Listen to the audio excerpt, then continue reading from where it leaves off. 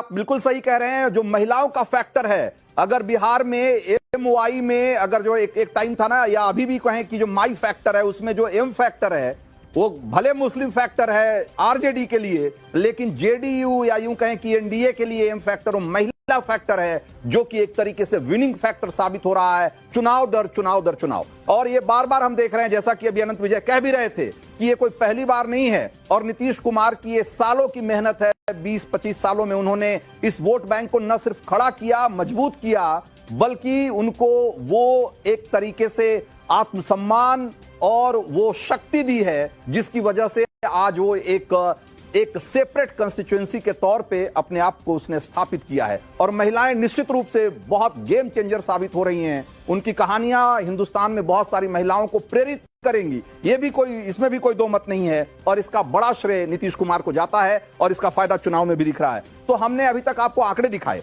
लेकिन अभी हम आपको दिखाते हैं कि जो बड़े चेहरे हैं, जो सो कॉल्ड वीआईपी हैं, उनकी जिनकी सांसें अटकी होंगी, वैसे तो सबकी सांसें अटकी होंगी, लेकिन जिनको लेकर और या जिन सीटों पर नतीजों को लेकर के सबसे ज्यादा लोग चर्चा कर रहे हैं कि भाई यहां कौन जीतेगा, फलां जी जीतेंगे कि हारेंगे, जरा ऐसे जो नाम है, कुछ ऐसे नाम को देखते हैं। सबसे पहला नाम तो तेजस्वी यादव राघोपुर से चुनाव लड़ रहे हैं और exit poll, JBC exit poll कहता है कि ये चुनाव जीतने जा रहे हैं, चुनाव जीत सकते हैं। आगे जरा जल्दी जल्दी दिखाइए, समय कम है और बहुत सारे वीआईपी की जो कतार है, जो लिस्ट है, बहुत लंबी है। जरा देखिए, सम्राट चौधरी, इनके बारे में भी ये कहा जा रहा है कि ये भी चुनाव जीत सकते हैं और जेबीसी एग्जिट पोल कह रहा है कि इनको चुनाव जीतने में कोई बहुत दिक्कत का सामना नहीं करना पड़ेगा। विजय चौधरी जेडीयू के कद्दावर नेता हैं, ये भी चुनाव जीतने जा रहे हैं एग्जिट पोल के हिसाब से। आगे बढ़िए, जल्दी जल्दी दिखाइए, सराय रंजन से चुनाव लड़ रहे हैं विजय चौधरी।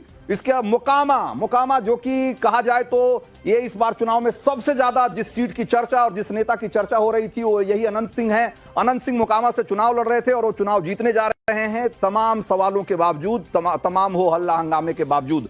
कुम्हरार से केसी सिन्हा है, जो कि जन सुराज के टिकट पर लड़ रहे हैं। और केसी सिन्हा की जो ख्याति है, वो एक बड़े अच्छे मैथ टीचर के रूप में रही है और लाखों बच्चे इनकी किताबें पढ़कर, इनसे पढ़कर दुनिया में बहुत नाम कमाया है। जन सुराज के टिकट पर लड़ रहे थे, लेकिन कहा जा रहा है कि ये चुनाव हारने जा रहे हैं, कम से कम एग्जिट पोल तो यही कह रहा है। ये कुम्हरार, पटना की कुम्हरार सीट से चुनाव लड़ रहे थे।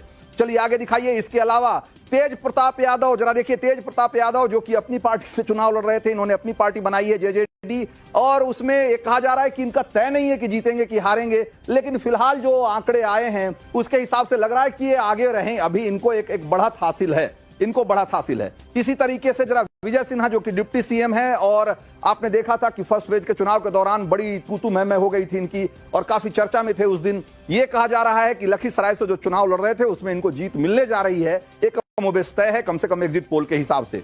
विजय सिन्हा डिप्टी सीएम बिहार के। इसके अलावा मैथिली ठाकुर, बिल्कुल बहुत एकदम से वाइल्ड कार्ड एंट्री मिली मैथिली ठाकुर को, और मैथिली ठाकुर के बारे में कहा जा रहा है कि अलीनगर से जो चुनाव लड़ रही हैं, ये पक्के तौर पर नहीं कहा जा सकता कि हारेंगी जीतेंगी, लेकिन एक बढ़त मिलती हुई दिख रही है इनको। ये आगे हैं और एक मजबूती से वहां हैं, और जो अंतिम फैसला है उसको लेकर के जो एग्जिट पोल है अभी श्योर नहीं है कम से कम। तो मैथिली ठाकुर अलीनगर से चुनाव लड़ रही। दरभंगा से संजय सरावगी, बीजेपी के बड़े नेता हैं राज्य की पॉलिटिक्स में, ये इनकी जीत पक्की मानी जा रही है एग्जिट पोल के हिसाब से। दरभंगा से चुनाव लड़ रहे हैं संजय सरावगी बीजेपी के टिकट पर। इसके अलावा जो बड़े चेहरे हैं उसमें रेणु देवी, जो कि बेतिया से चुनाव लड़ रही हैं, वो बीजेपी के टिकट पर, इनकी भी जीत करीब करीब पक्की मानी जा रही है। और इसके अलावा कुछ और अगर नाम है तो जरा जल्दी जल्दी दिखाइए, समय कम है।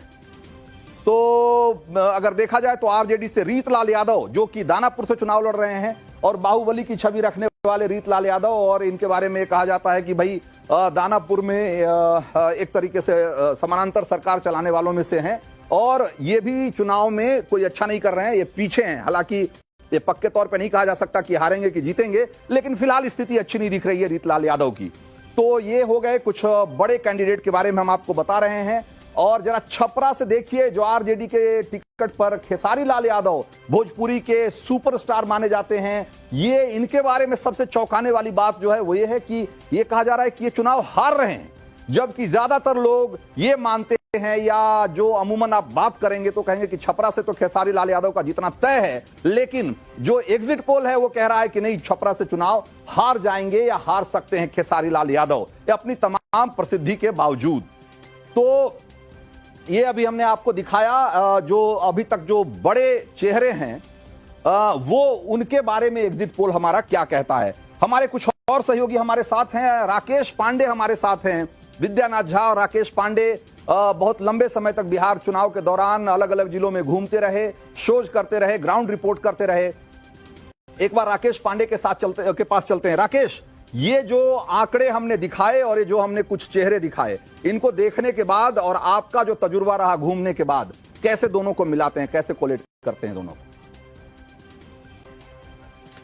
रंजीत जी देखिए, इलेक्शन यात्रा की शुरुआत मैंने बक्सर से की थी। बक्सर, भोजपुर, पटना, सारण, मुजफ्फरपुर, वैशाली, समस्तीपुर, दरभंगा, सहरसा, बेगूसराय तक मैं पहुंचा हुआ था। और इसमें मैं 2 सीटों की बातचीत खासतौर पर कर लेता हूं, जिसमें आप 2 चेहरों की बातचीत कर लेते हैं। एक तो दरभंगा मैथिली ठाकुर का और दूसरा छपरा से मैं बातचीत कर लेता हूं, यानी सारण से मैं बातचीत कर लेता हूं, जहां से खेसारी लाल चुनावी मैदान में है। अगर ये एग्जिट पोल ये कह रहा है कि मैथिली ठाकुर जीतती हुई दिखाई दे रही है और खेसारी लाल हारते हुए दिखाई दे रहे हैं, तो इसकी 2 बड़ी वजहें हैं। एक तो दरभंगा में मैथिली ठाकुर की जब वाइल्ड कार्ड एंट्री हुई थी तो जाहिर सी बात है वहां पर कैडर में बहुत नाराजगी थी, बहुत सारे लोग खिलाफत थे।